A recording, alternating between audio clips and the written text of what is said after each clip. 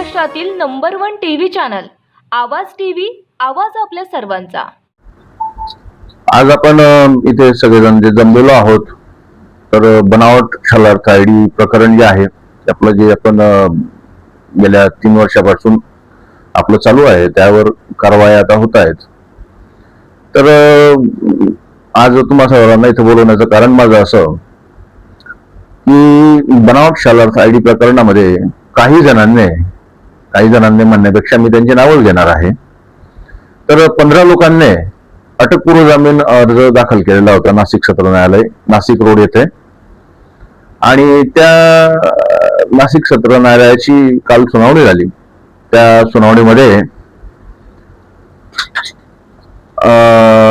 काल जे महोदय पकडले गेले, की जी संपूर्ण महाराष्ट्रभर चर्चा आहे, शशिकांत भाऊराव हिंगोणेकर यांचा बेल अर्ज क्रमांक जो होता तो 375/2026।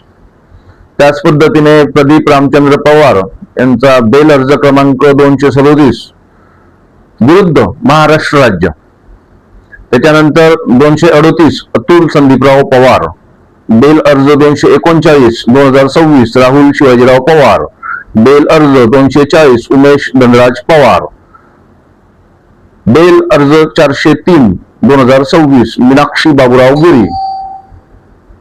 त्याच्यानंतर बेल अर्ज अविनाश उर्फ पप्पू वळवंत पाटील, मनोज रामकृष्ण पाटील, बेल अर्ज 339 शरद दयाराम शिंदे, बेल अर्ज क्रमांक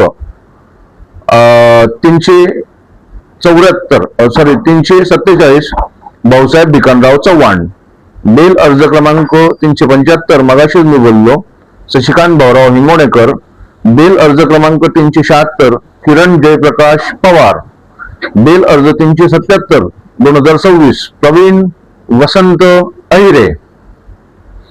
त्यानंतर बेल अर्ज क्रमांक 384/2026 भास्कर जगन्नाथ पाटील, बेल अर्ज क्रमांक 385 देवदास पंडित महाजन, तत्कालीन शिक्षणाधिकारी जळगाव।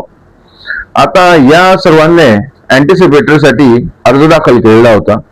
काल मला लिटरली ही न्यूज सकाळी 11:15 वाजता ज्यावेळेस यांच्या सर्टिफाईड नकला सगळ्यांनी काढल्या, त्यावेळेस मला हे सगळं मिळालं आणि तात्काळ लगेच निर्णय घेतला की 3 वाजता यांचं प्रकरण बाहेर निघणार आहे, 3 वाजता मॅटर आहे, बोर्डावरती येणार आहे आणि याला अपोज केला पाहिजे। म्हणून मी माझ्या वकील महोदयांना घेऊन तात्काळ धुळ्याहून लागलीच नाशिकला गेलो आणि नाशिकला गेल्यानंतर त्या ठिकाणी न्यायालयासमोर माझ्या वकील महोदयांनी, इव्हन मी स्वतः खुद्द न्यायालयासमोर माझी सगळी भूमिका मांडली। न्यायालयाने ती सगळी भूमिका माझी ऐकल्यानंतर माझ्याकडे जे काही सगळे पुरावे होते, न्यायालयाने सांगितलं की हे सगळे पुरावे तुम्ही तपास अधिकारी जे आहेत त्यांना द्या। आणि ज्यावेळेस ही सगळी माझी सुनावणी चालू होती, तर त्यावेळेस कर्तव्यदक्ष, या पूर्ण प्रकरणातले कर्तव्यदक्ष माननीय राजाराम शेळके साहेब हे देखील उपस्थित होते। त्यांनी देखील त्यांची सुचवाद केला, त्यांनी सुद्धा याला विरोध केला की या 15 लोकांना का म्हणून यांना अँटिसिपेटरी मिळायला पाहिजे, बेल मिळायला पाहिजे म्हणून। तर हा सगळा प्रकार तुमच्या समोर यावा आणि हे सगळेच जे दाखल केलेले आहेत हे सगळे बनावट मेन मोडके आहेत सगळे, हे 15च्या 15। तर माझी या माध्यमातून, आपल्या सर्वांच्या माध्यमातून शासनाला सुद्धा ही माझी विनंती असणार आहे की या सगळ्यांना बेल देण्यात येऊ नये, कारण की हे जिवंत बॉम्ब आहेत। आता या आपल्या सत्ताधारी भारतीय जनता पक्षाचे, मी ज्या दिवशी प्रशांत वाडेला अटक केली त्या दिवशी सुद्धा जबाबदारीने बोललो होतो की 3 मोडके आहेत मेन महत्वाचे।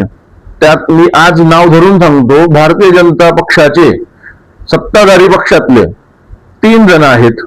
3 पैकी एक तर धुळे शहरातले नगरसेवक, मी आता त्यांचं नाव घेऊ इच्छित नाही, प्रशासन त्यांच्यावरती कारवाई लवकर करणारच आहे।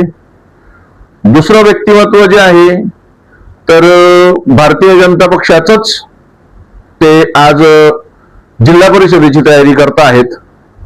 तिसरं व्यक्तिमत्व जे आहे तर ते धुळे जिल्ह्याचे एक मोठे नेते आहेत भारतीय जनता पक्षाचेच। तर ह्या 3ही महोदयांवरती येत्या या आठवड्यात कारवाई करणार, 100% यांना सुद्धा उचलणार। भलेही